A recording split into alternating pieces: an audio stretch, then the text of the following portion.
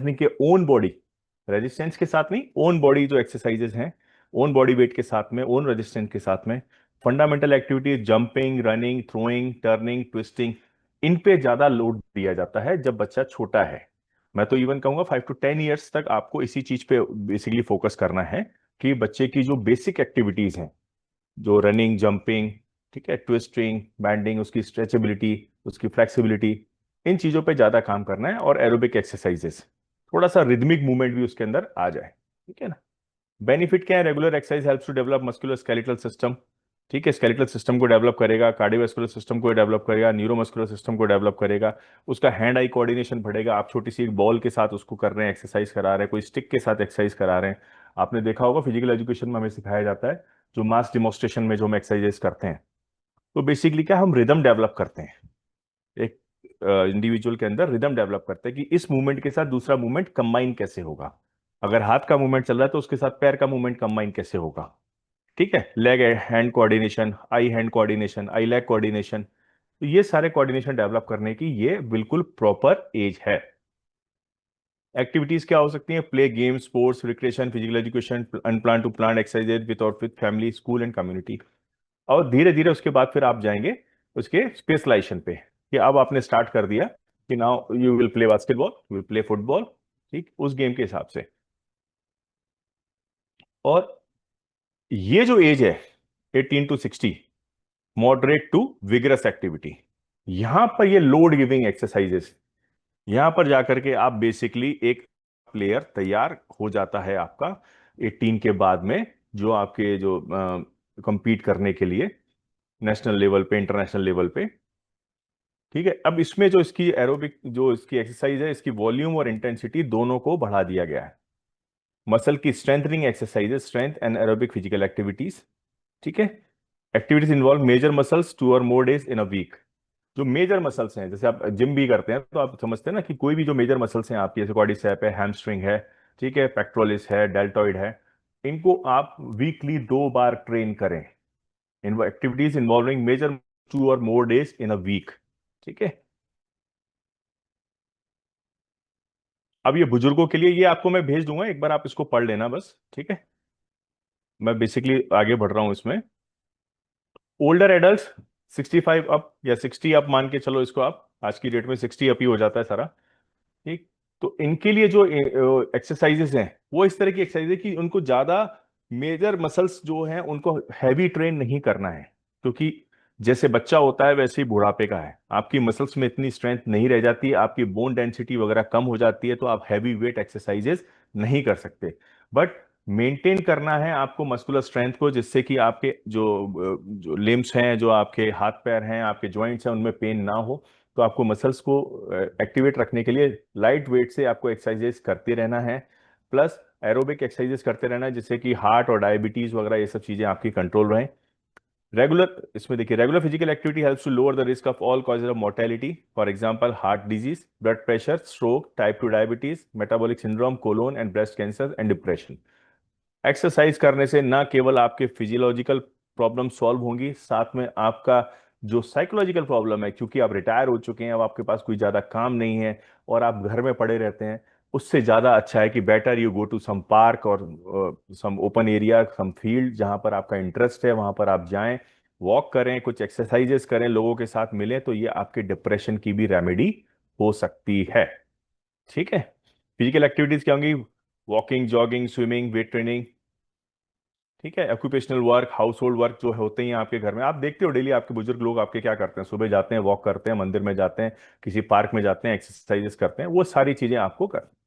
जो घर में ज्यादा पड़ा रहेगा बुजुर्ग आदमी, वो उतना ज्यादा बीमार होने के चांसेस बढ़ जाते हैं, not only physically, psychologically also. वो उसके दिमाग फिर ऊट पटांग चीजों में ज्यादा घूमता है, स्ट्रेस में रहता है, डिप्रेशन में रहता है, फिर फ्रस्ट्रेट होगा, फ्रस्ट्रेट होके कहीं ना कहीं आपको उल्टा सीधा बोलेंगे, यही सब चीजें चलती हैं। इसलिए उनको वॉक पे जाना चाहिए, उनको कुछ ना कुछ फिजिकल एक्टिविटी में अपने आप को इन्वॉल्व रखना चाहिए, ओके। ये एक नॉर्मल टेक्नोलॉजी है, ठीक है। अब देखिए, हम यहां पर आते हैं, जो बेसिकली बच्चों के अंदर हम देखते हैं, ये बायोमैकेनिक्स में भी पढ़ते हैं हम, फिजियोलॉजी में भी देखते हैं, और इसके साथ साथ ये जो हमारा करेक्टिव जो एक वो है सिलेबस में है, करेक्टिव्स, करेक्टिव्स एंड रिहेबिलिटेशन फिजिकल एजुकेशन में, उसमें देखिए एक इंडिविजुअल का पोस्चर होता है। पोस्चर मतलब कि वो उसका अलाइनमेंट पूरे बॉडी पार्ट्स का, और उससे उसका एक पूरा पोस्चर बना है। ठीक। अब ये दो तरह का है, स्टैटिक एंड डायनामिक। स्टैटिक मतलब जब आप स्टैंडिंग पोजीशन में, you are not doing any movement, then this is called static.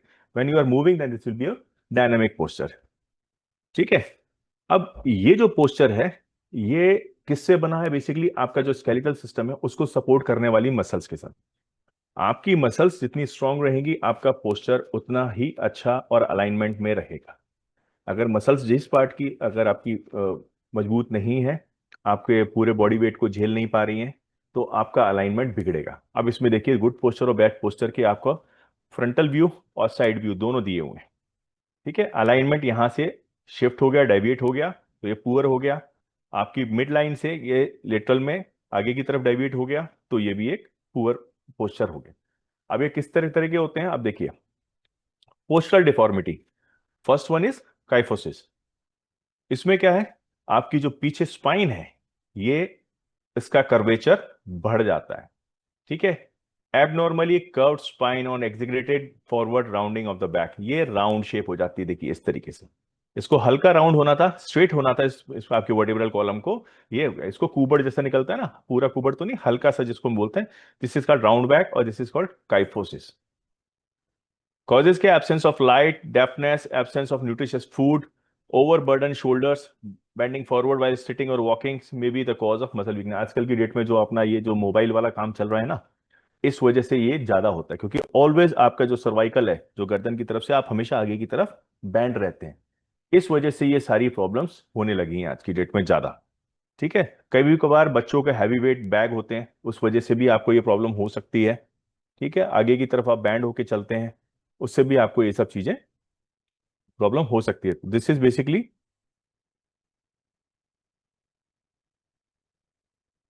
आपका काइफोसिस।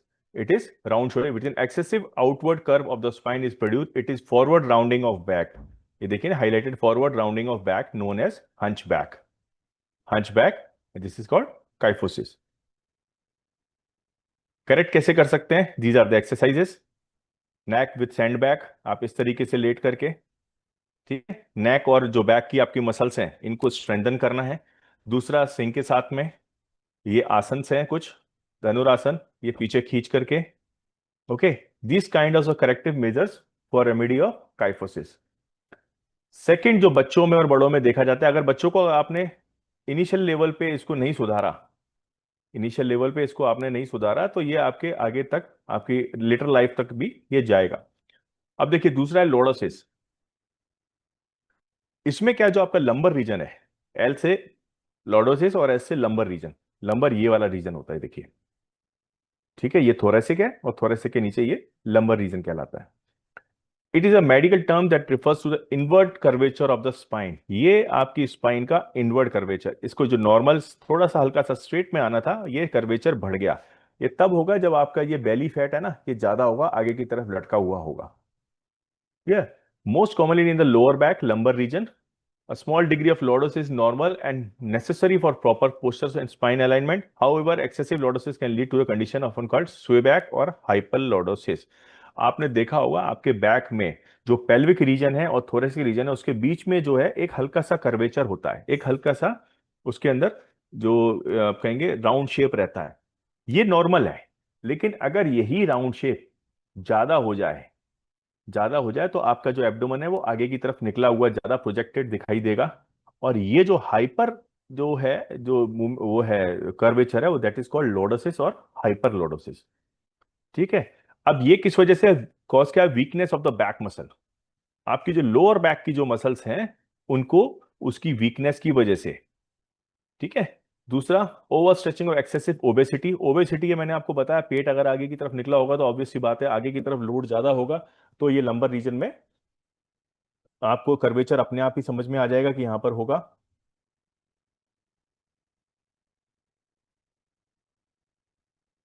दूसरा, इम्प्रॉपर स्टैंडिंग। कई बार आपने देखा होगा, बहुत आप है ना, उसको क्या बोलेंगे कि कैजुअल वे में खड़े होते हैं, अपनी बॉडी को स्ट्रेट रखने की कोशिश नहीं करते, लथार्जिक होकर के खड़े हो जाते हैं, एब्डोमेन बाहर की तरफ है, ढीले से खड़े हो गए। तो अगर आप ये कंटिन्यूटी ऐसी अपनी बना लेंगे तब भी आपका ये कर्वेचर बढ़ने के चांसेस ज्यादा होते हैं।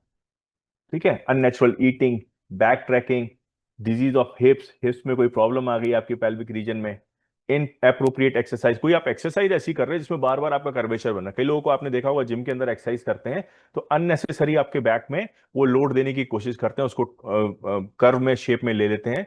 जैसे आप मान लीजिए बाइसेप मार रहे हैं, स्विंग कर रहे हैं तो पीछे की तरफ बैंड हो रहे हैं अननेसरी। ठीक है, तो ये जो चीजें होती हैं ये अगर आप करते हैं उस वजह से आपका ये जो लंबर रीजन है इस पे गैप बढ़ जाता है और वो गैप इसलिए कहलाता है लॉर्डोसिस।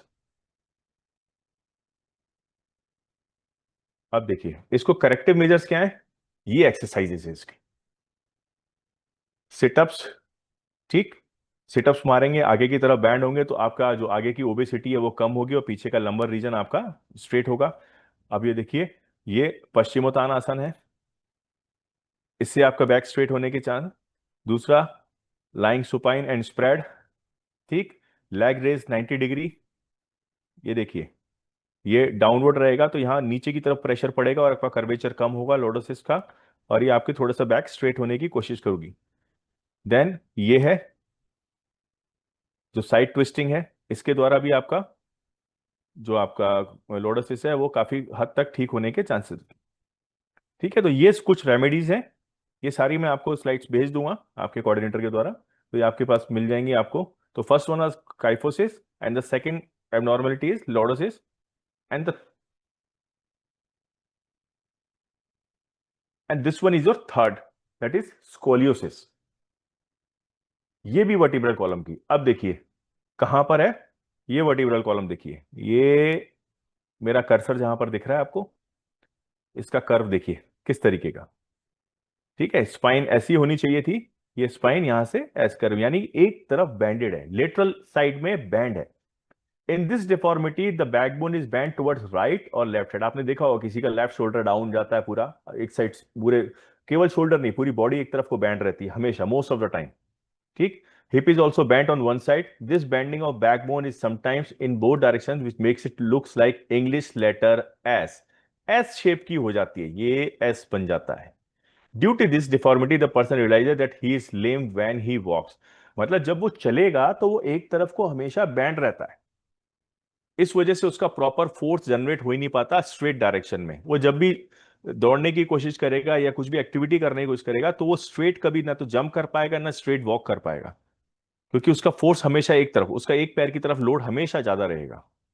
ठीक है, कॉजेस क्या है, बर्डन ऑन वन शोल्डर, आप कोई ऐसा काम करते हैं या आप हमेशा से जैसे आपने एक्सरसाइज करना किया तो ऑलवेज आप राइट साइड से ज्यादा एक्सरसाइज कर रहे हो, लेफ्ट से कम एक्सरसाइज कर रहे हो, या लेफ्ट से ज्यादा कर रहे हो राइट से कम कर रहे हो, लोड उस पर कम पड़ रहा है राइट पे, तो जिस साइड लोड आपका ज्यादा रहेगा आपके धीरे धीरे वर्टिब्रल कॉलम उस तरफ को डेविएट होना शुरू हो जाएगी।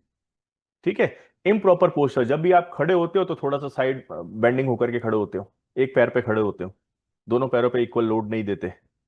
ठीक है, एक साइड पे आपका आपने हमेशा सा बना लिया है, जब भी आप क्लास में खड़े हो तब भी एक साइड बैंड होके खड़े हो, तो ग्रेजुअली ग्रेजुअली एक साइड आपकी जो मसल्स हैं वो वीक होना शुरू हो जाएंगी और आपका जो वर्टिब्रल कॉलम है वो हल्का सा डेविएशन उसका एक साइड को हो जाएगा।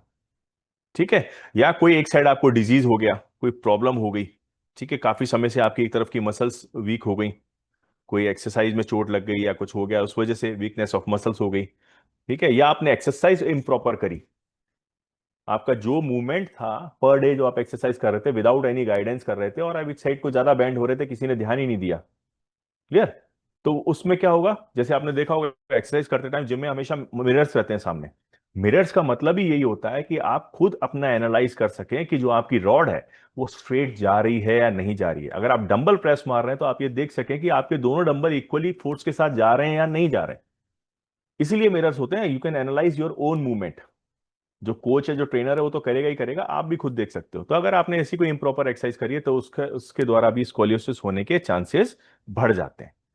ठीक है, तो बेसिकली आपके वर्टिब्रल कॉलम में तीन डिफॉर्मिटीज हैं। First one is this is kyphosis, जो ऊपर आपके ठीक है, सर्वाइकल के जस्ट नीचे जो आपका थोरेसिक वर्टिब्रा है, अगर इसके अंदर एक्सेसिव कर्व आ जाए, थोड़ा सा हम्प जैसा निकल आए, तो दिस इज कॉल्ड काइफोसिस। उसके बाद अगर आपके जो लंबर वर्टिब्रा है, वो अगर उसमें डेविएशन, उसमें ज्यादा गैप आ जाए या ज्यादा उसके अंदर कर्वेचर बढ़ जाए, तो दिस इज कॉल्ड लॉर्डोसिस। और अगर जो आपका वर्टिब्रल कॉलम है वो स्ट्रेट अलाइनमेंट की वजह एक तरफ को डेविएट हो जाए, एक तरफ आपकी बॉडी बैंड होने लगे, तो then this is called as scoliosis. ठीक। अब स्कोलियस को देखो, स्कोलियोसिस को जो रिमूव करने की या उसके रेमेडियल मेजर क्या है? पुलअप्स सबसे बेस्ट है। अगर आप पुलअप नहीं मार सकते तो at least hang, hang for few second. ठीक। हैंग करें, धीरे धीरे शोल्डर्स को अप करें, तो ये आपकी बैक की जो मसल्स हैं वो आपकी दोनों मसल्स, दोनों साइड की, राइट एंड लेफ्ट, स्ट्रेंथन होंगी, और जो आपका वर्टिब्रल कॉलम है ये बिल्कुल स्ट्रेट अलाइनमेंट में आने की कोशिश करेगा और ग्रेजुअली आ जाएगा। ठीक है, पुलअप मारेंगे तो ये मसल्स और ज्यादा स्ट्रांग होंगी और ज्यादा अलाइनमेंट में आएगा। Bending in opposite direction of deformity, ये देखिए ये एक्सरसाइज कर रहे हैं ना, जिस साइड आपकी डिफॉर्मिटी है उसके अपोजिट साइड में बैंड होना। बैंड आपको दोनों साइड होना है, लेकिन जिस साइड आपकी डिफॉर्मिटी ज्यादा है, ठीक है, उसके अपोजिट साइड में आपको ज्यादा बैंड होना है, उधर ज्यादा लोड देना है। Lying with support pillow against deformity, ठीक है, जहां डिफॉर्मिटी है उसके अपोजिट साइड में आप पिलो लग करके उसको अगेंस्ट डिफॉर्मिटी आपको रख करके, जिससे कि आपका दूसरी साइड से अलाइनमेंट उसका ठीक हो सके। क्लियर? तो ये करेक्टिव मेजर्स हैं स्कोलियोसिस। इसके अलावा देखिए, ये एक हेल्दी इंडिविजुअल है, इस टाइप का कर्व है उसका। अगर लॉर्डोसिस होगा तो ये कर्व जो है नीचे वाला ये बढ़ जाएगा। ठीक। अगर काइफोसिस होगा तो ये ऊपर थोरेसिक वाला जो कर्व है ये बढ़ जाएगा। ये देखिए, ये रेड वाला आपको दिख रहा है। और अगर स्कोलियोसिस होगा तो ये कर्व एस शेप में आ जाएगा, यानी कि वर्टिब्रल कॉलम स्ट्रेट होने की बजाय ये डायगोनल इस तरीके से, सॉरी डायगोनल कह रहा हूं, ये इस तरीके से एस शेप में आ जाएगी। ठीक। अब अगर आपके पैरों में दिक्कत है, बेसिकली नी जॉइंट के पास में, तो आप देखिए पहले ही जो है दैट इज नॉक नीज। आपने देखा होगा पुलिस की भर्ती में हो या आर्मी में हो, कहीं पर भी नॉक नीज वाले प्लेयर्स को नहीं लिया जाता, क्योंकि अगर नॉक नी होगी तो जब भी आप रनिंग मूवमेंट करेंगे तो आपके नीज आपस में क्लैश होंगे, और जिस वजह से आपकी जो स्पीड है वो हिंडर होगी, आप कभी भी एक फास्ट रनर नहीं बन पाएंगे। ठीक है, तो जो नॉर्मल अलाइनमेंट है वो कुछ इस तरह का होता है, देयर इज गैप, दोनों नीज के बीच में गैप होता है। लेकिन अगर नॉक नीज होगी तो there is no gap between the knees, और ये नीज आपस में टकराएंगे like this. It is one of the major postal deformity in which both the knees knock और touch each other while normal standing position. Normal standing position में दोनों आपस में टकराएंगी। अब देखिए ये होता क्यों है? Deficiency of vitamin D, calcium and phosphorus. ठीक। अगर आपकी डेफिशिएंसी है तो आपके ये जो बोन्स हैं, ये इनके अंदर डिफॉर्मिटी आएगी, और ये आपका कर्व ऑटोमेटिकली, क्योंकि आपकी पूरी बॉडी का लोड है ना वो इसी इन्हीं बोन्स के ऊपर है। फीमर है और टीबी वो है टीबिया फिबुला। ठीक है, तो इसके ऊपर आपका जो लोड है और आपके नी जॉइंट पर है, तो ये अंदर की तरफ कर्वेचर में आ जाएगा, अगर आपकी पूरी मजबूत, अगर आपकी बोन्स नहीं होंगी। और मजबूत बोन्स क्यों नहीं होंगी? Because of deficiency of vitamin D and calcium. Clear? दूसरा ओबेसिटी है। ओबेसिटी होने की वजह से आपकी अपर बॉडी का वेट ज्यादा है और नीज आपकी बॉडी का वेट झेल नहीं पा रहे हैं, तब भी ये कारण होगा। दूसरा फ्लैट फुट है, कर्वेचर नहीं है नीचे, फ्लैट फुट अब हम आगे आगे देखेंगे, उसकी वजह से भी होगा। कोई पुरानी बीमारी है, और या फिर आपने अपनी एज से ज्यादा वेट उठा लिया है। ठीक है, मतलब अर्ली एज में अगर आपने वेट उठाना शुरू कर दिया और आपकी बोन मैच्योर नहीं हुई थी, प्रॉपर कैल्शियम और उसमें विटामिन डी का एक्युमुलेशन नहीं हुआ था, और आपने वेट्स उठाना शुरू कर दिया, तो आपकी ये जो लेग्स की जो मसल्स थी वो प्रॉपर वेट नहीं ले पाई, तो वो वेट ट्रांसफर हो गया आपकी बोन्स पर, और नी जॉइंट पर ट्रांसफर होने की वजह से ये नीज अंदर की तरफ हो गए। ठीक है, ये बाहर की तरफ भी हो सकते थे, वो दूसरी चीज है। ये अगर ये अंदर की तरफ हो गए तो ये बन गया नॉक नीज। रेमेडी क्या है? Perform padmasana, Gomukhasana, horse riding, use pillow in between knees while sleeping. जब आप सोते हैं तो आप सबसे मेन जो है अपने दोनों नीज के बीच में एक पिलो रख करके तब सोएं, इससे भी आपके नॉकनीज के चांसेस जो है कम हो जाएंगे, आपकी थोड़ी सी रेमेडी होगी। तो ये भी अर्ली एज पे, बाद में करने का कोई फायदा नहीं है, क्योंकि फिर ये इतना ठीक नहीं होता। ये जब आपकी ग्रोइंग एज है, बच्चे हैं अप टू 18 19 ईयर्स, तब तक आप ये काम कर सकते हैं। अब देखिए दूसरा आता है बोल एक्स। सेम जैसे इसमें इनवर्ड था, इसमें ये आउटवर्ड हो जाता है। ये नॉर्मल अलाइनमेंट है, ये बोर्ड लेग्स का है। ये देखिए, ये नीज का जो ये जॉइंट है ना, ये आउटवर्ड चला गया। ये फीमर बोन यहां से ये आई और ये कर्वेचर ऐसा हो गया, स्ट्रेट होने की बजाय इस तरीके कर्वेचर हो गया, बाहर की तरफ हो गया। It is one of the major postal deformity with both the knees knock और टच इधर वाइल नॉर्मल स्टैंडिंग पोजीशन। ठीक है, ये थोड़ा सा आउटवर्ड हो जाते हैं। Deficiency of calcium, infancy, deficiency of vitamin D. ठीक, इसके साथ साथ सेम वही जो रीजन यहां पे नॉक नीच में था वही यहां पर भी काम करेगा, lifting more weight in young age. Lifting more weight in young age, यहां पर भी क्या है, अगर आपने वेट ज्यादा उठा लिया अपनी एज से ज्यादा, तो ये प्रॉब्लम आने के पूरे पूरे चांसेस है। आपका इनवर्ड की जगह अगर आउटवर्ड मूवमेंट हो गया तो ये आपके बोर्ड लैग हो सकते हैं। कई बच्चे जो चलना शुरू करते हैं ना, कहते हैं हम कि 2 से 3 साल में चलना शुरू करते हैं, जल्दी चलना शुरू कर देते हैं।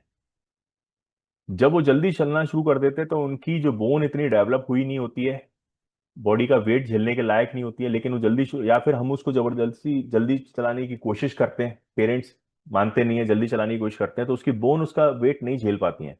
और उस कंडीशन में ये बोल एक्स या नॉकनी होने के चांसेस बहुत ज्यादा होते हैं, क्योंकि उनकी बोन्स इतनी मजबूत होती नहीं है कि वो उनका वेट झेल सके, और ये इनवर्ड या आउटवर्ड उसका डायरेक्शन हो जाती है नी जॉइंट की। इस वजह से या तो नॉकनी होगा या बोल एक्स होगा। इसकी remedy calcium and phosphorus, vitamin D, sorry, vitamin D, calcium and phosphorus, ये उसमें भी था। Try to walk on the inner edge of the toes, toe के इनर एज पे वॉक करने की कोशिश करें जिससे कि नी अंदर की तरफ को धकेला जा सके।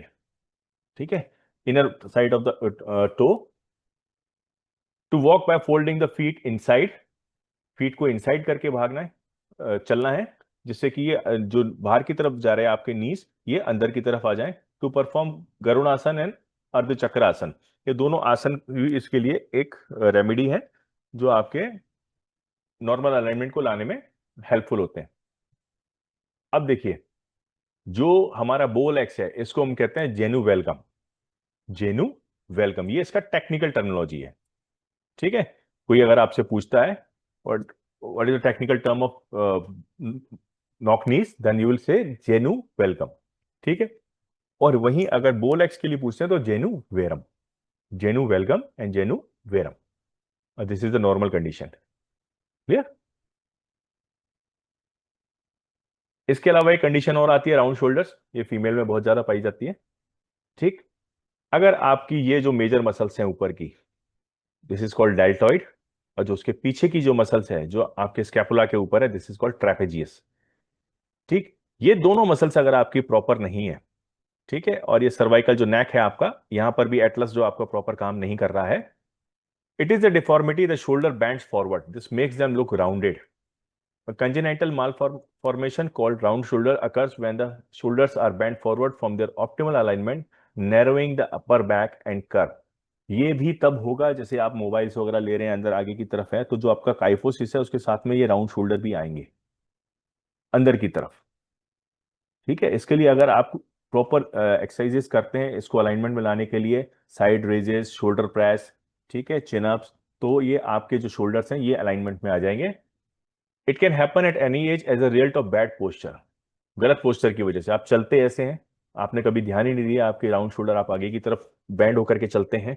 ठीक है, muscular imbalance, clothing that fits too tight, accident, illness etcetera, वो इस तरह की आप वो पहनते हैं, क्या कहते हैं, अपनी ड्रेसेस जो कि आपकी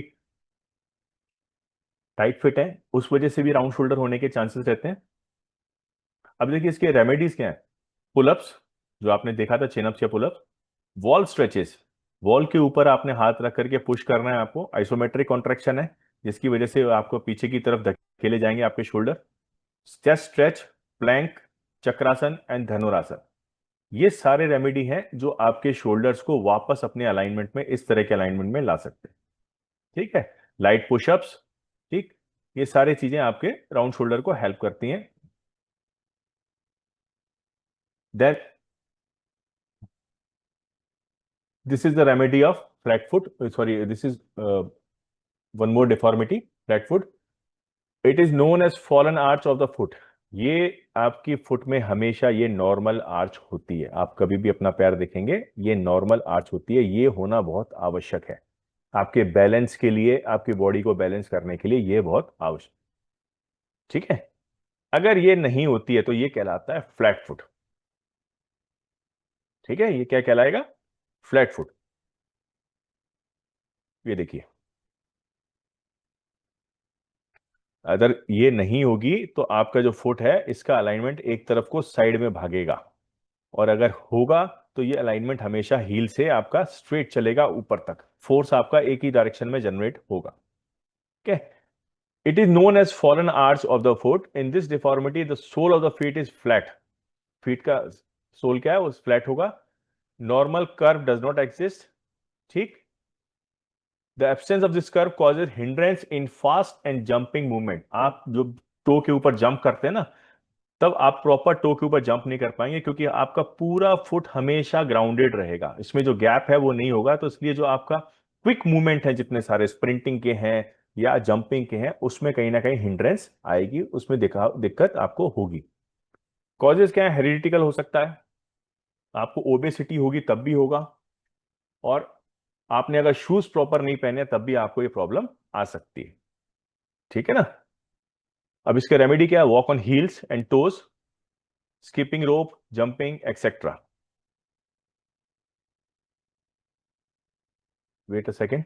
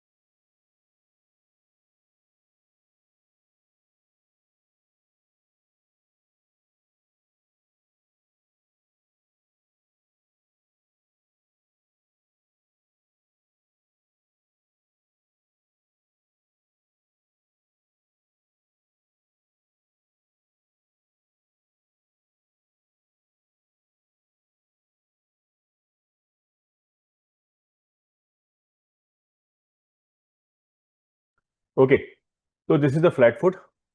corrective measures, pulling toe exercise, ये सबसे बेस्ट है। देखिए, एक्सरसाइज विद बॉल, ठीक, एंड दिस हील रेस जो आप नॉर्मली कर सकते हैं। एक्सरसाइज विद बॉल आपको हमेशा फिजियोथेरेपिस्ट भी बताते हैं। बॉल अपने पैर के नीचे टेनिस बॉल रख लीजिए और उसको आप रोल करिए, तो इससे ये आपके जो नेचुरल कर्व जो है वो बनने की पूरे चांसेस रहते हैं। और हील रेस है, इसके बाद pulling toe and calf muscle stretch. अब देखिए, जो ये तो थे आपके जितनी डिफॉर्मिटीज थे वो मैंने आपको बता दिए। अपर में होगा काइफोसिस, लॉर्डोसिस एंड स्कोलियोसिस। ठीक, उसके बाद लेग्स में आपका नी जॉइंट पे आएगा नॉक नीज और बोलेक्स, नॉक नी और बोलेक्स। इसके बाद शोल्डर्स में आएगा राउंड शोल्डर्स, और फुट में आएगा आपका flat foot. These are the major deformities जो एक इंडिविजुअल की होती हैं, जो आपके स्पोर्ट्स में भी प्रॉब्लम क्रिएट कर सकती हैं। अब देखिए, वुमेन पार्टिसिपेशन इन स्पोर्ट्स, ये मेजर टॉपिक है। ठीक है, अब इसमें देखिए, ये कुछ हिस्ट्री है। 776 बीसी में जब एंशिएंट ओलंपिक थे, तब वहां पर वुमेन का पार्टिसिपेशन अलाउड नहीं था, यहां तक कि वो देख भी नहीं सकती थी। ठीक, however women had their own athletic festival called the Heraean Games, dedicated to the goddess Hera. Hera games होते थे उनके, जो उनकी गॉडेस हेरा के नाम पर थे। ठीक, ये पुरानी हिस्ट्री है एंशिएंट ओलंपिक। मॉडर्न ओलंपिक्स जब स्टार्ट हुए 1896 में, तब भी वहां पर फीमेल पार्टिसिपेशन नहीं था। क्लियर? उसके बाद 1900 में जो पेरिस ओलंपिक हुए, वहां 2.2% ऑफ द टोटल एथलीट्स जो थे वो वुमेन थे। इसके बाद 1928 जो एम्स्टर्डम ओलंपिक हुए, वहां पर बहुत सारी फीमेल 800 मीटर की दौड़ में कोलैप्स कर गई। इसलिए 1960 के जो तक के ओलंपिक्स में जो वुमेन को फिर से बैन कर दिया गया, बीइंग बैंड फॉर वुमेन। ठीक है, इतनी सारी कैजुअलिटी होने की वजह से उन्होंने 1928 में इसको बैन कर दिया कि वुमेन पार्टिसिपेशन बैन है, और 1960 तक बैन रहा। 1972 में जो 19 जो नाइन्थ फेडरल लॉ के यूनाइटेड स्टेट्स का बना 1972 में, उसके बाद उन्होंने अपॉर्चुनिटी देना शुरू करी वुमेन्स को। यूएस में। और फिर 84 में जब first Olympic women's marathon organise की गई, ऑर्गेनाइज क्या की गई, उसमें जॉन बेनर्ड जो थी वो उन्होंने पहली वुमेन मैराथन को जीता। ठीक। उसके बाद 2001 में इंक्रीज अपॉर्चुनिटीज फॉर वुमेन, ये तो एक हिस्ट्री है। क्लियर। अब देखिए इंडिया में देखते हैं। In 19th century Indian women were not allowed to participate in और इवन वॉच स्पोर्ट्स इवेंट। 19वीं सेंचुरी सदी तक। 20वीं में क्या हुआ, begin to allow women entry into the world of sports. Indian women first participate in Olympic in 1952 में, पहला ओलंपिक में पार्टिसिपेट किया। 1984 में पीटी उषा जी को मिस कर गई। उसके बाद कर्णम मालेश्वरी, साइना नेहवाल, ये सब हिस्ट्री है, ये आप देख लीजिएगा एक बार। क्या ना, जितने सारे हैं, ये कुछ अदर हमारी वुमेन्स हैं। अब देखिए,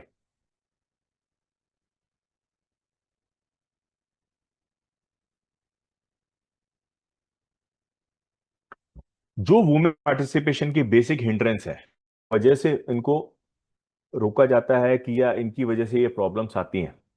ठीक। सबसे पहला, फिजिकल कॉन्स्ट्रेंट्स। फिजिकली आपने देखा होगा कि जो जितनी हमारी वुमेन है, इनको कुदरत ने कुछ ऐसा बनाया हुआ है, क्योंकि इनके काम जो इनको दिया है, बहुत एक बड़ा काम दिया है, कहने का मतलब सृष्टि की संरचना का। तो they have to carry the baby. ठीक। तो उस वजह से जो इनका फॉर्मेशन है, जो इनका स्ट्रक्चर है, एनाटॉमिकल स्ट्रक्चर है, वो भगवान ने इस तरीके का बनाया है कि उसमें थोड़ा सा मेल से वो अलग है, जिसकी वजह से जो सारी फिजिकल एबिलिटीज हैं वो भी थोड़ी सी डिफर हो जाती है। Heavy musculature of limbs, pelvic और abdomen, improper posture, postal deformity और फ्लैट फुट। क्या होता है कि फीमेल के अंदर, जैसे आपने देखा होगा, पेल्विक रीजन काफी बड़ा दिया गया है। जो पेल्विक रीजन है वो इसलिए दिया गया है because they have to carry the baby. Mother बनने के लिए उनको बच्चे को कैरी करना है, इसलिए उनका पेल्विक रीजन काफी बड़ा है। इसके अलावा जो एसेंशियल फैट है वो फीमेल में ज्यादा दिया गया है, because they have to breastfeed. तो इसलिए वहां पर, फिर उसके अलावा एब्डोमेन रीजन, पेल्विक रीजन पे एक्सेसिव फैट दिया गया है। वो किस लिए दिया गया है? Because they have to carry the baby during pregnancy. तो इस ये थोड़ी सी हिंड्रेंस है जो उनकी फिजिकल एबिलिटीज किससे, मेल से थोड़ा सा डिफर कराती है। इसी वजह से, चूंकि उनको फिजिकली ऐसा बनाया है कुदरत ने, इस वजह से उनको थोड़ा सा डिफर है। हालांकि they can compete with their female participants. Female के पार्टिसिपेट कर सकती है, लेकिन उनको आप मेल के साथ पार्टिसिपेट कराओगे, that will be a wrong process. ठीक है। दूसरा, physiologically, some women have lower level of RBCs, lower percentage of hemoglobin, smaller or weaker heart and its circulation, smaller weaker lungs and breathing mechanism, dysfunction of organs of endocrine system, greater body fat percentage, dominance of neither aerobic power nor aerobic power, menstrual disorder। अब देखिए क्या है, female का जो size है, जो structure है, वो थोड़ा सा मेल से कम। इस वजह से क्या है, the size of the heart and the size of the lungs वो भी छोटा होगा। क्लियर।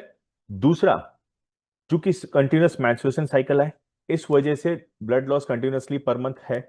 इस वजह से जो हीमोग्लोबिन काउंट है वो कम होता है। ठीक। आयरन डेफिशिएंसी होती है। तो इस वजह से ऑक्सीजन कैरिंग कैपेसिटी भी फीमेल के अंदर थोड़ी सी कम होती है, आरबीसी काउंट कम रहते हैं। क्लियर। और जो मेजर रोल अदा करता है वो that is your menstruation disorders. इस वजह से जो काफी कुछ जो आपके अंदर प्रॉब्लम्स आती हैं, हालांकि अब ये सब चीजें मिथ रह गई हैं, अब रिसर्च इसके अकॉर्डिंग इसके बहुत सारे रेमेडीज हैं, और उससे आप आराम से इसको कोप अप कर सकते हैं। बट स्टिल फिजियोलॉजिकली ये चीज मानी जाती है। इस वजह से हीमोग्लोबिन परसेंटेज कम होता है, और आरबीसी काउंट कम होने की वजह से जो ऑक्सीजन कैरिंग कैपेसिटी है वो कम होती है। ठीक। दूसरा, हार्ट और लंग्स के साइज कम है, तो इसलिए ब्लड सर्कुलेशन और रेस्पिरेटरी सिस्टम ये भी थोड़ा सा जो physiologically they are lesser to the male participant. Clear. उसके बाद जो muscles and the bone density है वो भी इन कंपैरिजन टू मेल कम रहती है। इसलिए जो डोमिनेंस है वो फीमेल का फीमेल के साथ ही रहेगा, मेल के साथ वो इस तरीके से कंपीट का नहीं बन सकता है। तो ये सारे फिजियोलॉजिकल कॉन्स्टेंट्स हैं जो एक फीमेल के अंदर होते हैं, जिस वजह से जो पार्टिसिपेशन है वो इतना हाई कई बार नहीं हो पाता। हालांकि जो वुमेन है वो इन सब चीजों को ओवरकम करके अब आगे आ चुकी हैं, कहीं से कहीं तक वो पीछे नहीं है। बट फिजियोलॉजिकली अगर हम देखें, मेडिकली देखें, तो देर आर सम हिंड्रेंस जिस वजह से ये मेल के साथ compete नहीं कर सकते। Then psychological, higher level of anxiety और aggression, lack of self confidence, achievement motivation और इंटरेस्ट, लोअर सेल्फ स्टीम और हेजिटेशन। अब साइकोलॉजिकली अगर आप देखेंगे तो बोला गया है कि the females are, you can say, psychologically unstable. ठीक है, जो भी जितने सारे इमोशंस हैं, चाहे वो अग्रेशन हो, एंजाइटी हो, डिप्रेशन हो, सेल्फ कॉन्फिडेंस हो, इन सारे के अंदर जो चेंजेस है फीमेल के अंदर तुरंत देखे जा सकते हैं in comparison to male. Male को बोला जाता है they are more psychologically unstable. ये मैं नहीं कह रहा हूं, ये रिसर्चेस कहती हैं। ठीक है, अब बात हर जगह होते हैं, कुछ फीमेल्स ज्यादा स्टेबल हैं, कुछ psychologically, but most of the time ये देखा गया psychologically the females are more unstable. Motivation level कम होता है, समाज ने इस तरीके का पीछे की तरफ धकेला हुआ है कि सेल्फ एस्टीम कम होती है, सेल्फ कॉन्फिडेंस कम होता है, कोई भी काम करने में हेरिटेशन ज्यादा होता है, पहले मेल को पूछा जाता है उसके बाद फीमेल को पूछा जाता है। इन सब कारणों से psychologically they are more unstable. उसके बाद जो हार्मोन्स का फंक्शनिंग है, जैसे आपने देखा हो जो मेंस्ट्रुएशन साइकिल है उसके अराउंड जो हार्मोन्स का जो माल फंक्शनिंग होती है उस वजह से मूड स्विंग होता है। उस टाइम पे अग्रेशन, एंजाइटी, ये सारी चीजें फीमेल के ऊपर हावी होती हैं। ठीक है, तो ये सब मूड स्विंग होता है because of the imbalance of hormones, और hormones imbalance during the, mainly during the menstruation cycle. तो इस वजह से psychologically females are called as slightly unstable in comparison to male. उसके बाद सोशल कांस्टेंट। सोशल कांस्टेंट्स कौन से? Refer to the behaviour of society in several and sports field in particular. Society आपको कितना सपोर्ट करती है या नहीं करती, और मेनली मैं कहूंगा नहीं करती, इस वजह से बच्चियां पीछे रह जाती हैं। अब माहौल बहुत बदल चुका है, लेकिन फिर भी अगर किसी घर में दो बच्चे हैं, एक लड़का और एक लड़की, तो बाप हमेशा चाहेगा कि मेरा लड़का खेले और मेरी लड़की पढ़े, या उसकी शादी करा दें जल्दी। या ये आज भी गांवों में सब जगह ये चीजें आज भी हैं, आज भी हम उस चीजों से उभर नहीं पाए हैं। तो ये सोशल हिंड्रेंस है। सोसाइटी कभी भी महिलाओं को आगे स्पोर्ट्स में आने नहीं देती, कई बार रोकती है। आपने सोचा होगा, देखिए आप, ये अपने आपस की बात है, ठीक है, आप नॉर्मल इंडिविजुअल की तरह से भी सोचें। अपने घर में भी बच्ची होती ना, तो हम पहले 10 बार सोचते हैं कि उसको फलाने कोच के यहाँ भेजें या नहीं भेजें। लड़का होगा तो 1 मिनट में भेज देंगे, लड़की होगी तो पहले सोचेंगे कि भैया वो लड़कों के साथ वहां खेलेगी, वहां लड़के भी प्रैक्टिस करते हैं, हम उसको भेजें या नहीं भेजें, ड्रेस क्या पहनी होगी क्या नहीं पहनेगी। ठीक है, तो ये सारी चीजें सोसाइटी की आज भी हमारे ऊपर हावी हैं, इसलिए ये भी फीमेल पार्टिसिपेशन को रोकता है स्पोर्ट्स में। क्लियर? आपने देखा होगा, दंगल मूवी देखी कि बच्चियां जा रही हैं शॉर्ट्स पहन के जाएंगी तो कैसे जाएंगी, दुनिया देखेगी उनको। ठीक है, तो ये सारी चीजें जो सोच है ये सब सोशल कॉन्स्टेंट के अंदर आती है, सोसाइटी आपको कितना सपोर्ट करती है या नहीं करती। ठीक है, उसके बाद religious constant. They fear as society में obstruct them for going bound the boundaries of the religion. भैया आप फलानी जात के हो, आप फलाने परिवार से आते हो, ठीक है, हमारे धर्म में तो ऐसा नहीं होता। ये सारे सवाल, ये सब रिलीजियस कॉन्स्टेंट के अंदर आते हैं। ठीक है, अब मैं नाम नहीं लूंगा, आप अपने आप समझ जाइए। हमारी तो घर की बेटियां पर्दे में रहेंगी, ये बाहर नहीं निकलेंगी, इनको नहीं जाना चाहिए। ठीक है, तो ये सब रिलीजियस कांस्टेंट हमने अपने आप बना रखे हैं, अपनी जात अपने धर्म के आधार पे अपने नियम बना रखे हैं कि भाई हमारे यहाँ की बच्चियां नहीं खेलेंगी, नहीं जाएंगी मर्दों के बीच में, नहीं ऐसे कब छोटे कपड़े पहनेंगी, ये सब चीजें रिलीजियस कांस्टेंट। इस वजह से भी बच्चियां पीछे रह जाती हैं खेलने से। ठीक, ये इंडिया की बात कर रहे हैं हम अभी, constants of women's participation in sports in India. उसके बाद economic constants. Insufficient funds, lack of sponsors. पहले तो घर की बात करो, स्पॉन्सर की बात तो बाद में आएगी, पहले तो घर की बात करो। घर में अगर 4 बच्चे हैं जिसमें से 2 लड़के 2 लड़कियां हैं, तो हम हमेशा पहले ये सोचते हैं कि लड़के के लिए अच्छी से अच्छी किट आ जाए, उसको अच्छी से अच्छी डाइट दें जिससे कि वो बढ़िया खिलाड़ी बन जाए। बेटी के बारे में बाद में सोचेंगे। ये फैक्ट है, सच्चाई है। बहुत कम पेरेंट्स ऐसे होते हैं जो बच्ची को आगे बढ़ाते हैं। ठीक है, तो फंडिंग तो हमने पहले अपने घर से ही कम कर दी, आगे की बात तो बाद में करेंगे। उसके बाद जब हम बच्चे खेलने जाते, आपने देखा होगा सबसे पहले मेल टीम को स्पॉन्सरशिप मिलती है, फीमेल बहुत बाद में आती है। क्रिकेट में बहुत सालों के बाद हम फीमेल में ऊपर आए हैं, मेल तो जाने कब से चला आ रहा था। ठीक है, तो ये प्रॉब्लम है। जैसे हम आज अपनी बास्केटबॉल में देखें, साबा कप में हमारे मेल कुछ भी नहीं कर रहे, फीमेल हमारी जीत के आ रही हैं, लोअर लीग की कम से कम उछाल के आ रही हैं। लेकिन पहले तो नहीं था ना ऐसा। अब धीरे धीरे सिनेरियो चेंज हो रहा है, इक्वल अपॉर्चुनिटी मिल रही है, इक्वल स्पॉन्सरशिप मिल रही है। ठीक है, तो हमेशा जो फंडिंग हुई है वो हमेशा पहले मेल को हुई है, फीमेल को बाद में हुई है। तो इसलिए इकोनॉमिक्स कांस्टेंट बोला गया है। ठीक है, तो ये चीज, ये सारे फैक्टर्स हैं इंडिया के अंदर जो हमारी महिलाओं को पीछे रखते हैं या पीछे धकेलते हैं। ग्रेजुअली हम इन सबसे ऊपर आते जा रहे हैं, पर अभी भी कई सारे कारण हैं जिस वजह से ये प्रॉब्लम्स आती हैं। देखो, फिजिकल और फिजियोलॉजिकल ऐसे प्रॉब्लम्स हैं जिनको हम चेंज नहीं कर सकते, लेकिन एक महिला महिला के साथ ही तो compete कर रही है, तो जो फिजिकल और फिजियोलॉजिकल इसको प्रॉब्लम है वो सामने वाली को भी है। ठीक है ना, कोई इसको मेल के साथ compete हुई ना करा रहे हैं, तो ये तो कोई वो नहीं हुआ, मैटर नहीं हुआ। ठीक है, क्योंकि अगर जो इंडिया की फीमेल के साथ प्रॉब्लम है वो यूएस की फीमेल के साथ भी प्रॉब्लम है, वो रशिया की फीमेल के साथ भी प्रॉब्लम है। तो उसमें कोई वो नहीं है कि आपको उनका अलग है हमारा अलग है। बस ये है कि अगर नीचे वाले जो फैक्टर्स हैं, सोशल, रिलीजियस और इकोनॉमिक, इसको हम कवर अप कर लेंगे, बराबर का उनको अपॉर्चुनिटी देंगे, तो हमारी बेटियां भी बाहर जो सामने वालों के समान खड़े होने के लायक बन जाएंगी। ठीक, अब देखिए थोड़ा सा, ये मेंस्ट्रुएशन पीरियड का मैं आपको थोड़ा सा बताता हूं। Different types of menstrual dysfunction ये सारे होते हैं। पार्टिसिपेशन देखिए, earlier it was believed that during menstruational period women should not do any activity requiring physical strain. Participating in activities like sports could have negative effect on the health, but this is only a myth. पहले ये था कि women इस period के दौरान कहीं भी participate नहीं कर सकती और उनको फिजिकल स्ट्रेन नहीं लेना चाहिए, but now they have proved it as a myth.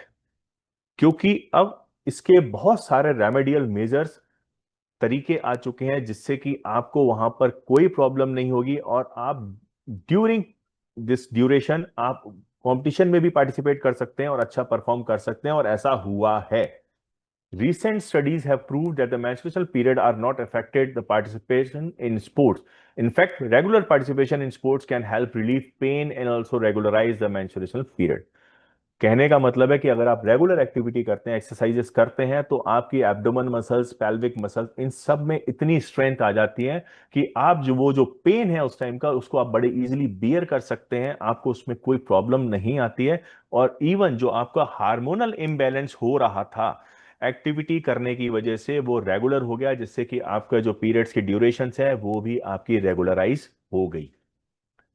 तो रिसर्चर्स सेज कि जो आप कंटिन्यूस एक्टिविटी करने वाली जो फीमेल होती हैं, जो काम करती, जैसे हमारी पुरानी महिलाएं जितनी माता जी वगैरह थी, ये कंटिन्यू घर में काम करती रहती थी, खाली नहीं बैठती थी। इसी तरह अगर जो महिलाएं आज की डेट में भी काम करती हैं या किसी ना किसी फिजिकल एक्टिविटी में जाती हैं, सुबह वॉक करने के लिए जाती हैं, योगासन करती हैं, या कोई थोड़ा बहुत जिम करती हैं, तो ये सारी चीजें आपके नॉर्मल मेंस्ट्रुअल पीरियड को मेंटेन करने में हेल्पफुल होती हैं। इवन आपको वो जो पेन है उसको बियर करने में भी आपके लिए हेल्पफुल होगा, क्योंकि आपकी मसल्स इतनी स्ट्रांग हो जाती हैं, आपके नर्वस सिस्टम में उस पेन का कोई इफेक्ट नहीं आता है।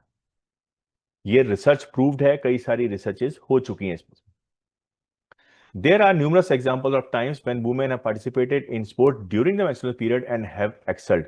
बहुत सारे एग्जाम्पल्स हैं ऐसे, आप अगर नेट पे डालेंगे तो आपको मिल जाएंगे, जब ड्यूरिंग कंपटीशन मेंस्ट्रुअल पीरियड चल रहा था उसके बावजूद महिलाओं ने वहां पर बहुत अच्छा परफॉर्म किया है। Okay, only a few women face pain and cramps during the menstrual period. However, it has been observed that the level of iron in the body becomes low during the menstrual period. ये fact है, मैंने आपको बताया, जो physiology है उसको आप change नहीं कर सकते। वहां पर जब भी आपका ब्लड लॉस होगा, आपका आयरन लॉस होता है। आपने देखा होगा जितनी बहनें इसमें हैं कि आपको डॉक्टर्स हमेशा आयरन डेफिशिएंसी के लिए सिरप वगैरह देता है, वो इसीलिए देता है कि आपका आयरन बना रहे और आपके अंदर हीमोग्लोबिन कंटेंट बना रहे। क्योंकि ब्लड लॉस होगा तो हीमोग्लोबिन डाउन जाएगा। हीमोग्लो जब भी आप अपनी सीबीसी कराएंगे, फीमेल का हीमोग्लोबिन हमेशा कम निकलता है। इसलिए फीमेल को अपना हीमोग्लोबिन मेंटेन करने के लिए डाइट प्रॉपर लेनी चाहिए। आयरन डेफिशिएंसी को पूरा करने के लिए सप्लीमेंट भी लेना चाहिए, जिससे कि हीमोग्लोबिन आपका मेंटेन रहे। हीमोग्लोबिन मेंटेन रहेगा तो आपकी एरोबिक कैपेसिटी बढ़ेगी, क्योंकि ऑक्सीजन कैरिंग एक ही चीज होती है, that is haemoglobin in the blood. Clear? तो हीमोग्लोबिन को मेंटेन करने के लिए इसलिए बोला गया, it has been observe that the level of iron in the body becomes low during the menstruation period. इसी को ओवरकम करने के लिए आपको फेरस यानी आयरन के आपको सिरप दिए जाते हैं, टेबलेट्स दी जाती है। डन? तो ये जो मिथ था, ये participation in sports during menstruation cycle, ये इसका मैंने आपको एक एग्जांपल दिया। क्लियर? इसके साथ साथ एक फीमेल के अंदर हम उसको ट्रायड बोलते हैं, TRIAD। ट्रायड के अंदर ये तीन चीजें आती हैं। ये आजकल फीमेल के अंदर इसको जो गायनेकोलॉजिस्ट हैं उन्होंने एक पूरा रिसर्च करके बनाया गया। तीन चीजें हैं: osteoporosis, amenorrhoea and eating disorder. ये वजह है आज की डेट में कि जिस वजह से फीमेल प्रॉब्लम्स में आती है। ठीक है? अब इसको अगर हम उल्टे तरीके से देखें, सबसे पहले ईटिंग डिसऑर्डर।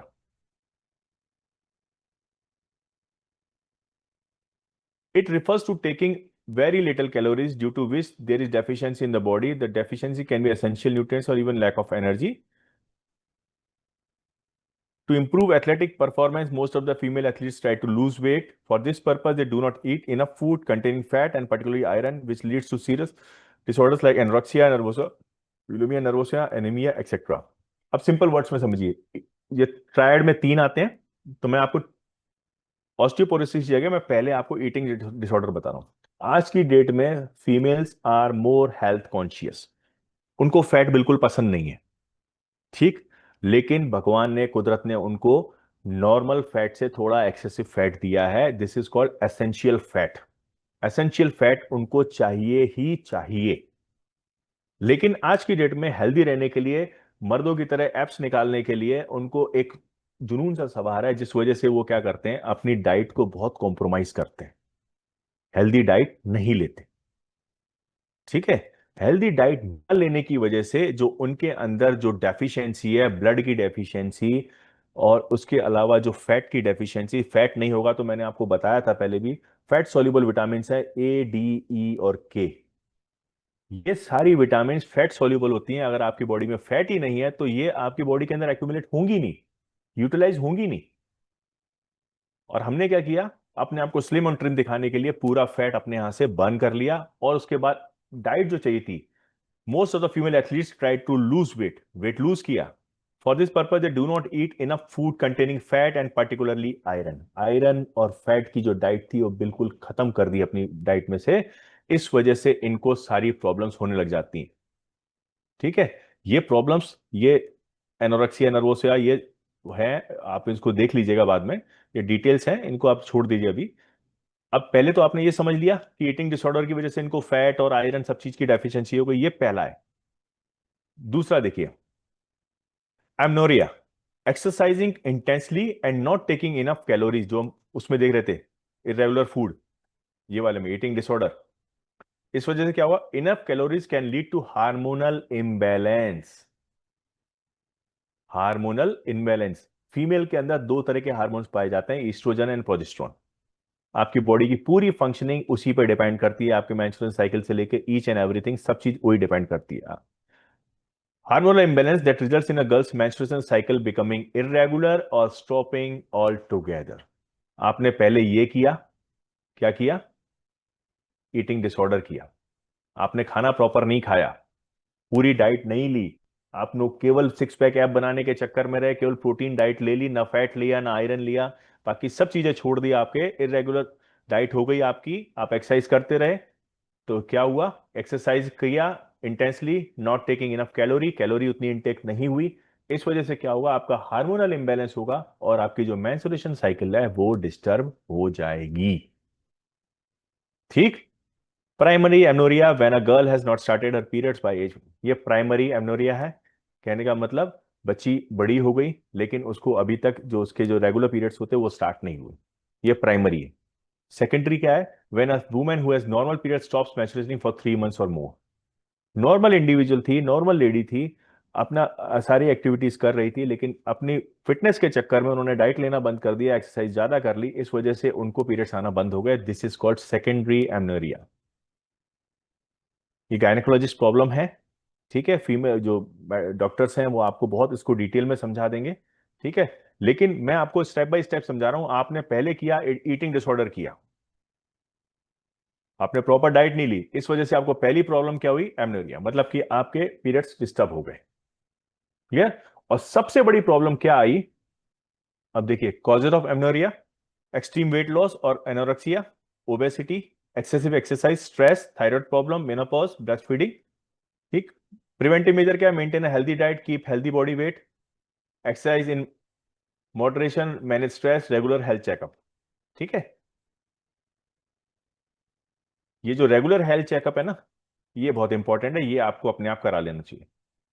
अब देखिए, अब जो मेजर प्रॉब्लम आती है जो हमारे स्पोर्ट्स से भी रिलेटेड है, दिस इज ऑस्टियोपोरोसिस। ये तब आती है जब आपने डाइट प्रॉपर नहीं ली और उस डाइट में फैट नहीं था। फैट नहीं था तो कैल्शियम और विटामिन डी, विटामिन डी जो कि फैट सोल्यूबल विटामिन थी वो नहीं आई, और विटामिन डी रिस्पॉन्सिबल है कैल्शियम को बॉडी के अंदर एक्यूमुलेट करने की, यूटिलाइज करने की। विटामिन डी नहीं थी तो आपका कैल्शियम यूटिलाइज नहीं हुआ, वो आपकी बोन्स तक नहीं पहुंचा, और बोन आपकी जो बनी होती है that are made up of calcium and phosphorus. Osteoporosis is a bone related disorder. The bones becomes weak and lose their density. ये देखिए, ये हेल्दी बोन है और ये ऑस्टियोपोरोसिस वाली बोन है जिसमें कि इसकी डेंसिटी कम हो गई है कैल्शियम की।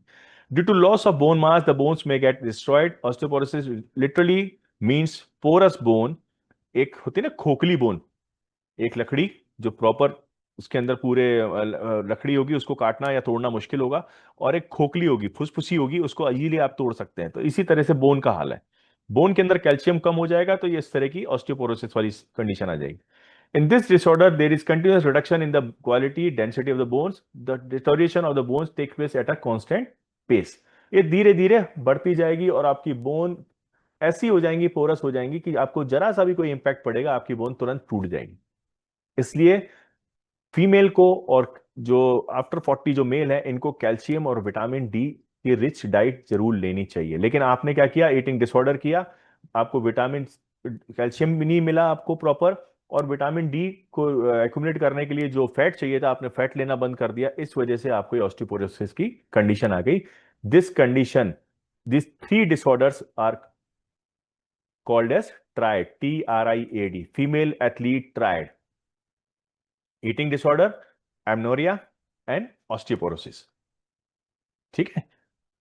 अब देखिए, कॉजेस क्या है? लो एस्ट्रोजन हार्मोन आपका कम हो गया, जिस वजह से आपकी बोन डेंसिटी कम हो रही है, कैल्शियम नहीं एक्यूमुलेट हो पा रहा है।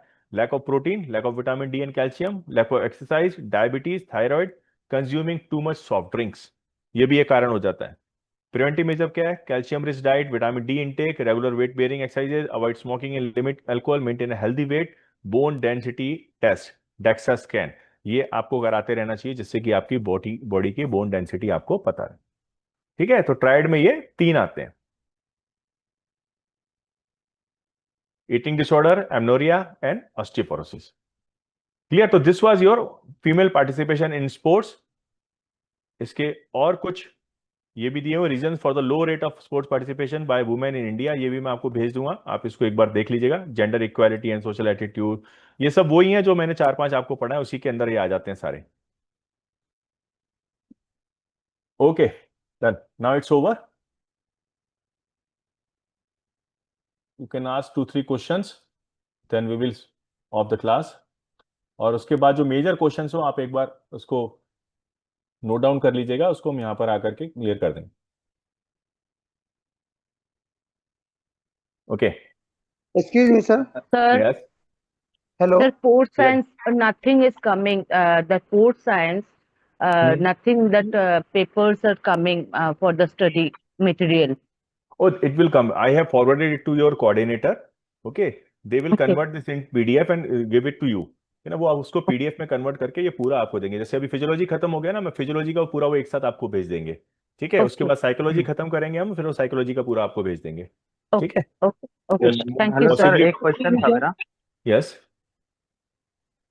सर जैसे कि आपने स्टार्टिंग में बताया था, बच्चों को 5 to 10 ईयर के बाद एक्सरसाइजेस, ये सारी गेम्स स्टार्ट कराते हैं। तो हम्म। सर जैसे कि स्विमिंग जो स्पोर्ट्स है, वो हम्म। बच्चों को स्टार्टिंग से स्टार्ट करा सकते हैं, जैसे कि उसके बारे में थोड़ा सा बता दीजिए, वो कब से बेसिकली स्टार्ट करा सकते हाँ, जैसे ना अभी अपने यहाँ तो इतना नहीं है, लेकिन फॉरेन में इस चीज को बहुत किया गया है। हैं? स्विमिंग को हाँ बेसिक एक्सरसाइज माना गया है ना, फ्लोटिंग जिसको हम बोलते हैं।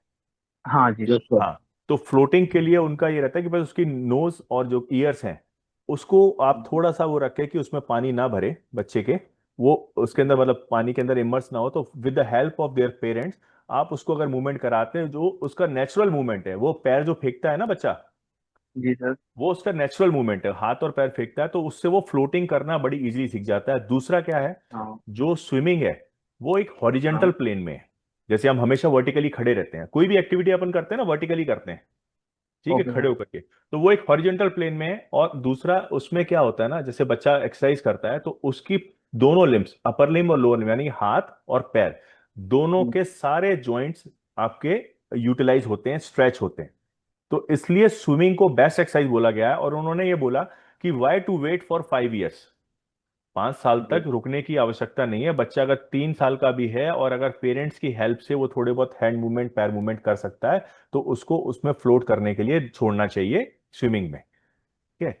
तो हाँ ये हाँ, एक एक तरह का उनका रिसर्च पर्पज ये है कि बच्चे को जो उसका नेचुरल मूवमेंट है फ्लोट का, वो सिखाया जाए। ठीक है ना। सर और एक उसकी क्वेश्चन था। यार, एक जब छोटे बच्चा बताया आपने न्यू बेबी का, तो कितने एज तक उसको चलाना चाहिए? आपने बताया कि हैवी वेट, अगर बॉडी वेट अगर नहीं ले पाता है तो घुटना बाहर या अंदर की तरफ हो जाता है, तो उसका बिल्कुल क्या बिल्कुल। देखिए एज होगा? देखो, ये है ना एक नॉर्मल प्रोसेस है। मैंने आपको ये बोला ना, कई बार बच्चे खुद भी चलने लग जाते हैं। जी। कई बार बच्चे मतलब थोड़ा सा एक साल भर के भी नहीं हुए, 9-10 महीने के हुए और अपना चलना शुरू कर देते हैं कई बार। ठीक है। हम्म। लेकिन ये थोड़ा प्रॉब्लमेटिक हो जाता है। लेकिन हमारे लिए क्या है कि हमें बच्चे को जबरदस्ती चलाने की कोशिश नहीं, जैसे हम करते हैं ना उंगली पकड़ के, चल बेटा चल चल चल चल चल चल, जी जी। वो अर्ली एज में नहीं चलाना चाहिए, क्योंकि अभी उसकी बोन्स हैं उतनी मजबूत हुई नहीं है कि वो उसके खुद का वेट उठा सके। और इस हम्म। वजह से कई बार उसमें प्रॉब्लम आती है। अब बच्चे को जब लगेगा उसकी नेचुरल ग्रोथ इतनी हो जाएगी, तो वो अपने आप चलना शुरू कर देगा। वो पहले क्रॉलिंग शुरू करता है, घुटनों के बल चलता है, हम्म। फिर सपोर्ट से चलता है, उसके बाद वो अपने आप बिना सपोर्ट के चला, आप देखिए नेचुरल बच्चा अपने आप चलना शुरू कर देगा। आपको उसको कुछ जी कराने की जरूरत नहीं पड़ती। हम जबरदस्ती उसको साइकिल पकड़ा के, 3 पहिए की वो पकड़ा के उसको चलाने की कोशिश करते हैं। ये आपको तब करना जी। है जब आपको लगे कि बच्चा नहीं चल पा रहा है, 2 साल का हो गया, 3 साल का हो गया, नहीं चल पा रहा है, देन आपको उसको सपोर्ट देके चलाने की कोशिश करनी। इनिशियल स्टेजेस पे उसको चलाने की जबरदस्ती कोशिश नहीं करनी है। अदरवाइज उसकी जो बोन्स हैं वो इतनी डेवलप हुई नहीं है, उसके इतने जॉइंट्स डेवलप हुई नहीं है कि वो कुछ काम कर सके। ठीक है ना। Thank you Sir, sir. same question hello, regarding swimming. Excuse me sir. Hmm. Hello, hello. sir. Yes. Same hello. question regarding swimming. Hello sir. जी जी, बोलिए बोलिए। सर मैं ये पूछ रहा हूँ। हेलो हाँ हाँ सर, ये जो आपने आज टॉपिक पढ़ाया है, तो मैंने हाँ जैसे देखा एनाटॉमी एंड फिजियोलॉजी का टॉपिक है ये कोई, तो इसमें हाँ। सर मुझे यूनिट में कहीं ये नजर नहीं आ रहा है। मतलब मैं देख रहा हूँ यूनिट में कहाँ किस नंबर का सब, टॉपिक है ये? सबसे लास्ट वाला देखिए। अच्छा, इसमें सर एनाटॉमी एंड फिजियोलॉजी में लास्ट टॉपिक देख रहा हूँ, न्यूट्रिशन एंड फिजियोलॉजिकल परफॉर्मेंस, ये वाला है हाँ इसमें। हाँ। अच्छा, pre competition and during competition and post उसके कंपटीशन उसके इसमें बाद सर। में कुछ नहीं है, नहीं सर, यही है, उसके बस लास्ट में कुछ इतना भी ही नहीं है। है। सर ये टॉपिक दिए हुए हैं, तो इसमें 1.7 पर ये लास्ट टॉपिक है, मतलब यूनिट फर्स्ट का एनाटॉमी एंड फिजियोलॉजी। अच्छा, वुमेन एंड चिल्ड्रन पार्टिसिपेशन नहीं है। नहीं सर, मुझे तो दिख नहीं रहा है इसमें। इसमें सर ये nutrition and physical performance, hmm. Components of food balance diet, pre competition, during competition and post competition. तो ओके। क्या भी सोच रहे हैं तो पुराना होगा sir. आई थिंक या तो आपको अभी भेजा है क्या मंथली इन्होंने? कितने ऊपर होगा? ये 70 सर, रुपया। हाँ, जो ग्रुप में आया था, रेट मैंने बोल ये निकलवाया था सर रेट ऑनलाइन जाके। मैं आपको इसका दोबारा आज भिजवा देंगे, है ना। जी इसमें sir. Sir children sir and मेरा मोरल एक पार्टिसिपेशन क्वेश्चन है डे, सर। मैंने पकड़वा दो। ठीक है ना। ये सर मैं आपको मेरा एक बार और क्वेश्चन सेंड है कर। यस। नहीं सर सर जो आपने स्पाइनल कॉर्ड का बोला मैंने जैसे सामान उसमें आदम मिला बच्चा फ्राई में हाल लगा सर मुझे क्लियरिटी नहीं हुई है थोड़ा थोड़ा। ये थोड़ा लगा देंगे तो भी 50,000 ही माइक अपना जाएंगे। बंद कर लीजिए। कौन है अपने आपस में बात कर रहा है? Please ask one by one, please. Anurag yes तो मेरा प्लीज आस्क। क्वेश्चन है वो स्पाइनल कॉर्ड का आपने बोला था, तो हाँ, उसका एक वर्टिब्रल कॉलम का। सर्टन, हाँ तो उसका एक सर्टन एज है कि उसके बाद रिकवरी चांसेस कितना हो सकते हैं, और उसका रिकवरी चांसेस कितना है सर? किसका? जो स्पाइनल कॉर्ड का आप जो अलाइनमेंट चेंज होता है ना एस शेप में, और हाँ तो अच्छा, उसमें डिफॉर्मिटी का। यस यस यस सर कोई भी ये डिफॉर्मेशन जो होती है ये जो है ना, ये सारी जो यस डिफॉर्मिटीज हैं, ये आपकी बेसिकली आपकी जो डेली हैबिट्स हैं, ठीक है, उनकी वजह से होती हैं। और very much they can be changed. आप इसको मोल्ड कर सकते हो, ठीक है। ये बेसिकली क्या होता है, ये वर्टिब्रल कॉलम जो है ये आपका डेविएट होता है बिकॉज आपकी जो इस एरिया की जो मसल्स हैं वो मसल्स स्ट्रेंथन नहीं है। जैसे अपर साइड है ये, तो आपकी जो ट्रेपेजियस है, डेल्टॉइड है, ठीक है, और उसके बाद ये अपना एटलस है, ये स्ट्रांग नहीं है। अगर आप इनकी प्रॉपर एक्सरसाइज शुरू करना, ये शुरू कर देंगे एक्सरसाइज करके, तो ये आपकी अपने आप ये सारी चीजें रेमेडी होती जाएगी। और इट तो टेक्स इसका टाइम। आपका इसकी डिग्री है, कितना आपका ओके डिफॉर्मिटी है, ओके। ठीक है। और सर जो जो नीज का आपने बताया वो बचपन में नीज का थोड़ा डिफिकल्ट टास्क है, टू बी वेरी फ्रैंक, है ना। अगर फिजियोथेरेपिस्ट के पास भी आप जाएंगे, ये जो आपके वर्टिब्रल कॉलम के ना स्कोलियोसिस, लॉर्डोसिस, इसको आप कर सकते हैं। जैसे लॉर्डोसिस है, मैंने आपको ये लॉर्डोसिस बताया था ना लंबर का। अगर आपकी ये ओबेसिटी कम हो गई, आगे से आपका पेट कम हो गया, आपने ये मार रहे हैं, डेली क्रंचेस मार रहे हैं और लैग रेस वगैरह कर रहे हैं, तो ये आपकी डिफॉर्मिटी धीरे धीरे अपने आप खत्म हो जाएगी, ठीक है। तो आपको सर वर्टिब्रल फिजियो कॉलम, को रिपोर्ट करना है। ये मैडम आपको कोऑर्डिनेटर सब बता देंगे, है ना। जो आपके ग्रुप में एक बार मैसेज डाल दीजिए, वो आपको सारा रिप्लाई कर देंगे। राउंड शोल्डर और Excuse me, sir. हाँ, ये जो है ना नॉक नीज। हाँ यस जी। सर। सर वो आपने सर। बोला था कि ये पीपीटी और ये सब प्रोवाइड हो जाएगा सर, अभी तक पिछली किसी भी क्लास का प्रोवाइड नहीं हुआ है सर, आप एक बार सर बोल ये दीजिएगा सारे सर। मैं कोऑर्डिनेटर सर को भेज चुका हूँ, वो इनको पीडीएफ में कन्वर्ट करके आपके पास इकट्ठा भेज देंगे पूरे फिजियोलॉजी का, ठीक है ना। तो सर ये पूरा आपके जो पास आ आप जाएगा। सर हम नौकरी इंजरी आज आ पढ़ेंगे जाएगा क्या? इंजरी यस सर, आज सर आ हम जाएगा इंजरी सर। पढ़ेंगे क्या? एक समय पे ही बोलो प्लीज। Sir, हाँ सर जी। इंजरीज पढ़ेंगे क्या हम सर? ये एक्चुअली आपके सिलेबस में इंजरीज का तो नहीं है, उसमें प्लीज देखेंगे एक अगर टॉपिक किन्सोलॉजी में होगा तो, सुनने रहे। किन्सोलॉजी में अगर होगा तो उसमें कवर कर लेंगे। जी सर। स्पोर्ट्स इंजरीज कह रहे हो ना आप? यस सर, करा दीजिए एक बार, बहुत जरूरी है। सर स्पोर्ट्स साइंस के ग्रुप में ऐड चलो नहीं ठीक है, हुआ तो नहीं सर कोई बात कहाँ नहीं से है। ऐड? स्पोर्ट्स इंजरीज है या नहीं है, मैं आपको कल की क्लास में स्पोर्ट्स इंजरीज का भी एक टॉपिक ले लेंगे, सर ठीक है। स्पोर्ट्स जी का सर, जरूरी है सर ये। Done done. सर एक स्पोर्ट्स एक साइंस दिन का पूरा दे देना व्हाट्सएप उस पे। ग्रुप में ना, हाँ व्हाट्सएप ग्रुप में ऐड नहीं हुआ तो कैसे ऐड करना है सर? सर कैसे ऐड करना है? हाँ सर मुझे ऐड होना भाई था। लिंक भेज दूंगा मैं।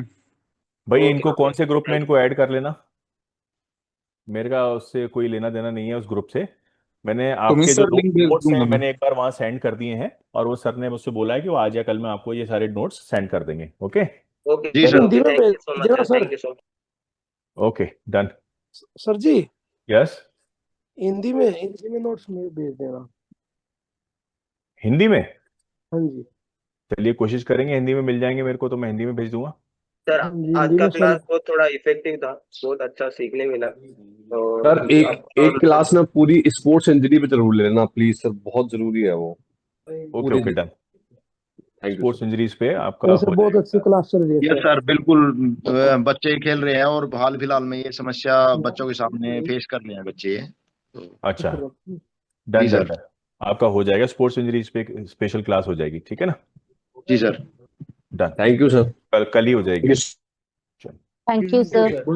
You can leave the class. Okay sir, thank you sir sir. एक question. Thank you sir. Thank you sir. Sir एक क्वेश्चन। Thank you sir. हाँ जी बोलिए। Thank you sir. जी एक क्वेश्चन था हाँ हाँ। सर, वो नॉक नीज का एक बार बता दोगे आप? नॉक नीज का क्या? जो लास्ट में आपने बताया था जो वल्गुलर वगैरह कुछ था, उसका मुझे आइडिया नहीं, थोड़ा सा एक बार डिस्क्राइब कर। नॉक नीज की रेमेडी के लिए उसकी डिफरेंट एक्सरसाइजेज हैं, है ना? अगर वो आप एक जी सर।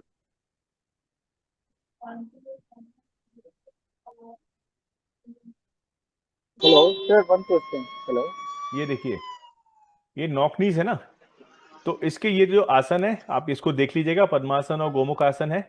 इसके अलावा क्या है, जो नीज के बीच में आप जब भी आप रेस्ट करते हैं तो दोनों नीज के बीच में आप हमेशा पिलो रखिए, ठीक, और अपने आप को जो एक लाइन बनाइए और आउटवर्ड, टो के आउटवर्ड यानी ये पैर के आउटवर्ड हिस्से से आप उसको वॉक करने की कोशिश करिए, जिससे कि आपका जो नी है बाहर की तरफ फेंका जाए, ठीक है ना? एक सिंगल लाइन है, उसमें आप पैर के आउटवर्ड उससे जो उसका एज है वहां से वॉक करने की कोशिश करेंगे, तो आप इसको नॉक नीज कर, आपको ये प्रैक्टिकली बता देंगे नॉक नीज के रेमेडियल के लिए क्या है। अब ये लेकिन जो छोटे बच्चे होते हैं वहां पर ये कारगर होता है, इसको आप सुधार सकते हैं, लेकिन एक बार आपकी मैच्योरिटी हो गई बोन्स की और जॉइंट्स की, उसके बाद इसको संदीप माइक बंद कर दो मैं। उसके बाद इसको सुधारना मुश्किल है, ठीक है सर ना? ये डिस्टर्बेंस हो रही है कुछ माइक। म्यूट कर देंगे सबको। सिमिलरली बोल एक्स का भी है, अगर बोल एक्स है तो आप ये तो है ही जो आसन वगैरह है, इसके अलावा क्या है, आप सिंगल लाइन के ऊपर इनवर्ट साइड, मतलब कि अपने टो की अंदर की तरफ ऐसे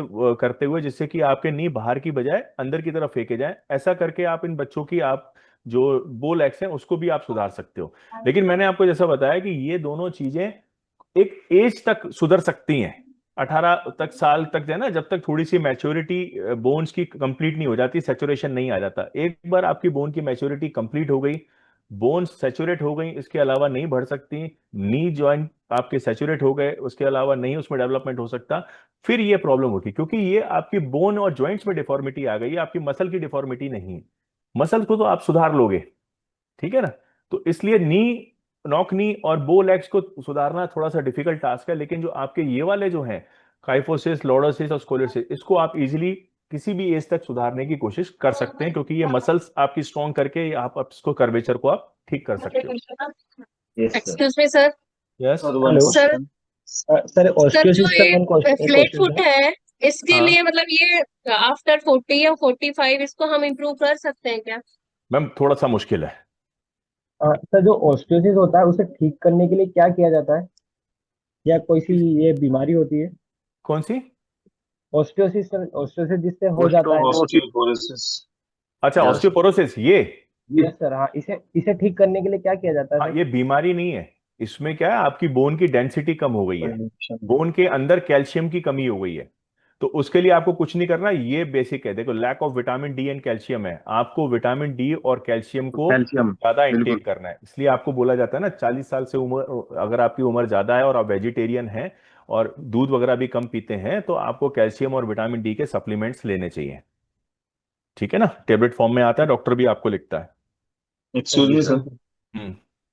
जी सर, हम लोग स्पोर्ट्स साइंस में पूरा पढ़ते हैं, जैसे कि मैं फिजिकल एजुकेशन पढ़ाता हूँ स्कूलों में, तो उसमें भी बुक्स में 11th 12th में ये सारी चीजें हम हाँ लोग बार बार एक चीज पढ़ते हैं कि सर इस एज में ये कराना है, ज्यादा हैवी वर्कआउट नहीं देना है। हाँ बट सर हम जो फॉरेन कंट्रीज की बात करते हैं, चाइना हो गया या यूरोप कंट्री, वहां पर बहुत छोटे एज में सर वो लोग प्रैक्टिस चालू करा देते हैं और हैवी मूवमेंट चालू करा देते हैं। मैं वही कहना चाह रहा हूं आपसे कि प्रैक्टिस कराना शुरू करा देते हैं, लेकिन आप थोड़ा सा ये देखिए कि रेजिस्टेंट ट्रेनिंग कब से शुरू करते हैं। जी ओन बॉडी वेट से कराना शुरू करते थे, दैट्स गुड, ठीक है। जी आपके सारे मूवमेंट वो देखना, आप बेसिकली आप जो आपके बेसिक मूवमेंट है ना, जिसमें कि आपकी जी फ्लेक्सिबिलिटी इंप्रूव हो रही है, आपकी स्ट्रेचेबिलिटी इंप्रूव हो रही है और मसल स्ट्रेंथ हो रही है ओन बॉडी वेट से, plus running, jumping, swimming, floating, ये सारे मूवमेंट कराते हैं, जिम्नास्टिक के सारे मूवमेंट कराते हैं वो, लेकिन yes sir, strength training avoid की जाती है।